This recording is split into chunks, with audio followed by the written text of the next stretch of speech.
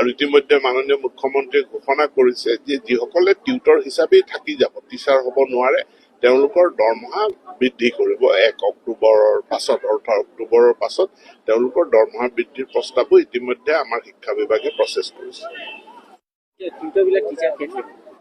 চাওক, এইটো আইন এখন আছে, আইনত নিৰ্দিষ্টভাৱে লিখা আছে যিসকল টিউটৰে প্ৰফেচনেল কোৱালিফিকেশ্যন অৰ্থাৎ BEd, DLEd ইত্যাদি আহৰণ কৰিব, তেওঁলোক পৰ্যায়ক্ৰমে টিউটৰৰ পৰা টিচাৰ তেওঁলোকে হৈ আছে।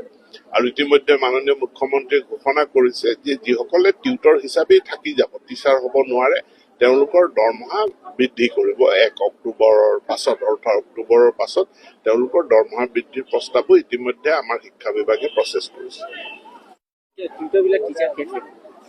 চাওক, এইটো আইন এখন আছে, আইনত নিৰ্দিষ্টভাৱে লিখা আছে যিসকল টিউটৰে প্ৰফেচনেল কোৱালিফিকেশ্যন অৰ্থাৎ BEd, DLEd ইত্যাদি আহৰণ কৰিব, তেওঁলোক পৰ্যায়ক্ৰমে টিউটৰৰ পৰা টিচাৰ তেওঁলোকে হৈ